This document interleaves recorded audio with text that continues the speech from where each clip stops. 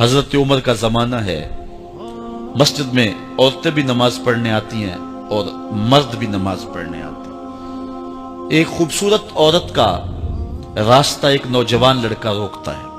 ایک دن اس نے دیکھا، ایک دن رک کے کہا تجھے مسئلہ کیا ہے؟ اس نے کہا کہ میں تیرا چاہنے والا ہوں۔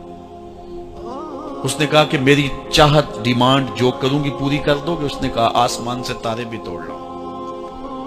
اس نے کہا بس میری یہ خواہش ہے 40 دن حضرت عمر کے پیچھے نمازیں پڑھ لو، اس کے بعد 40ویں دن کی آخری نماز کے بعد یہاں میں منتظر ہوں گی تیری اور تیرا انتظار کروں۔ 40 دن نمازیں چلتی رہی۔ پھر عمر کا لہجہ اور من کے روگ نہ دھلے اور من میں نور نہ اترے۔ 40ویں دن کی آخری نماز کے بعد وہ گردن جھکا کے جا رہا تھا، لڑکی اسبِ وعدہ کھڑی تھی۔ کہا گزر رہے ہو؟ میں اسبِ وعدہ کھڑی ہوں۔ کہا کھڑی رہو۔ عمر نے دل کا تعلق رب سے جوڑ دیا ہے۔ آؤ اس قرآن سے تعلق جوڑو، یہ دلوں کے زنگ اتارتا ہے، روحوں کو نور دیتا ہے۔ اسلام کا جو بنیادی اخلاق ہے وہ حیا ہے، یہ بات ذہن میں رکھیں۔ ہر دین کی ایک پہچان ہے، حضور نے فرمایا اسلام کی بنیادی پہچان کیا ہے؟ حیا ہے۔ جب ہم نے اسلام کے دامن کو چھوڑ دیا ہے، یہ رسم حنا کے نام سے بدتمیزی یہ کس معاشرے سے ہم نے لی ہے؟ اور کیا بہوؤں بیٹیوں کا تماشا لگایا اور نیم برہنہ بیٹیاں لوگوں کی شہوانی نگاہوں کے سامنے ہیں، اور باپ بھی کھڑا ہے اور بیٹا بھی کھڑا ہے۔ نہ باپ کی آنکھوں میں حیا ہے، نہ بیٹے کی نظروں میں حیا ہے، نہ بھائیوں میں غیرت ہے، اور کہتے ہو اللہ کی رحمتیں ہمارے اوپر نازل ہوں۔ یہ تو شکر کرو پتھر نہیں برستے محمد عربی کے قدموں کا صدقہ۔ اگر ان کی رحمت نہ ہو درمیان میں ابھی آگ لگ جائے دونوں جہاں میں۔ یہ تو ان کی رحمت ہے کہ پتھر نہیں برستے۔ پچھلی قوموں نے ایک ایک جرم کیا، کسی کے اوپر پتھر برسے، کسی کے اوپر خون برسا، کسی کے اوپر ایسا زلزلہ آیا کہ نیچے والی جگہ اوپر اور اوپر والی بستیاں نیچے۔ لیکن اس امت پر ایسا نہیں ہوگا، اور اللہ نے فرمایا ما کان اللہ لیعذبہم وانت فیہم، محبوب تیری وجہ سے میں عذاب نہیں اتارا ورنہ پیس کے رکھ۔ سر سے لے کر پاؤں تک ہم اسلام میں آ جائیں، چھوڑیں آدھا تیتر آدھا بٹیر، جہاں جی چاہا اسلام کے دامن میں آگے اور جہاں جی چاہا ادھر چلے جائیں۔ مسجد میں بھی چندہ دیا اور ہوٹل میں بھی شراب پی، رب بھی خوش رہے شیطان بھی راضی رہے، ایسا نہیں ہوگا۔ رب کہتے نہیں کہ میرے ہو تو پھر میرے ہی ہو۔ کوئی بھی غیرت مند محبوب نہیں جو ہے تسلیم کرتا کہ میرا محب کسی اور کی طرف نظر اٹھا کے بھی دیکھے، تو رب سب سے بڑا غیرت مند ہے، وہ نہیں چاہتا میرا ہو اور کسی اور کی طرف دیکھے۔ تم کون ہے؟ مغربی تہذیب لگتی کیا ہے تمہاری؟ اپنی ملت کا قیاس اقوام مغرب سے نہ کر، خاص ہے ترکیب میں تجھے قوم رسول آدمی۔ تم غیروں کی نکالیاں کرتے پھرتے ہو، تمہارے سامنے سیدہ عائشہ کی سیرت موجود نہیں ہے؟ تم مغرب کے ٹینوں بننے کی کوشش کرتی ہے میری بیٹی، تیرے سامنے محمد کی بیٹی فاطمہ کا نقشہ نہیں ہے؟ کدھر بھاگ رہی ہے؟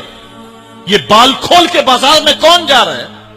یہ نیم برہنہ کون جا رہا ہے؟ دیکھ محمد عربی تجھے کیا آواز دے رہے، ان کا لہجہ کیا، اس کو سن اور زندگی کو اس کی مطابقت میں گزار۔ اصل ہمارے دل زنگ آلود ہو گئے، اس دنیا کے اس ماحول نے ہمیں اس طرح کر دیا ہے کہ آج ہمیں سمجھ نہیں آ رہی کہ ہم کدھر جائیں۔ اور ایک اور حدیث میں حضور نے دلوں کا اور من کا میل اتارنے کے 2 نسخے بیان کیے۔ ایک کثرت کے ساتھ موت کو یاد کرنا، کثرت کے ساتھ موت کا تذکرہ، اور دوسرا کثرت کے ساتھ جو ہے وہ تلاوت کلام مجید۔ اصل 10-15 سالوں سے ہمارے ساتھ جو کچھ ہوا ہے، آج اگر کوئی تذکرہ موت کرے، کوئی آخرت کی یاد دلائے، کوئی عمل کی بات کرے، وہ کہتے ہیں یہ تو ویسے خوش کیسے کیا پتا، قبر کا مذاق اڑا رہا ہے۔ اللہ اکبر، قبر دا خوف دے دے کے لوکی مینوں ڈرا دے۔ میں کہتا ہوں لوگ ہے کون ڈرانے والے؟ منکر نکیر کا پتہ آمنہ کے لال نے دیا ہے۔ فَلْيَضْحَكُوا قَلِيلًا وَلْيَبْكُوا كَثِيرًا، تمہارا رب کہتا ہے تھوڑے ہنسا کرو زیادہ رویا کرو۔ رونا دل کا میل اتارتا ہے، باطن کے اجاڑ پن کو دور کرتا ہے، من میں خشیت الہی کے پھول کھلاتا ہے۔ اور حدیث میں آتا ہے وہ آنکھ خوف خدا کی وجہ سے روئی اور ایک بال کی جڑ بھی بھیگ گئی، کل قیامت کے دن وہ بال جہنم میں نہیں جانے دے گا۔ عرض کرے گا مالک یا اسے جنت دے دے یا مجھے نکال لے، تو رب بال تو نہیں نکالے گا، اللہ تعالیٰ اس شخص کو جنت عطا فرمائے۔ لا خیر فی عین لا تبکی من خشیت اللہ. امام ابو نعیم نے لکھا حلیہ میں، اس آنکھ میں بھلائی کوئی نہیں ہے جو خوف خدا میں روتی نہیں.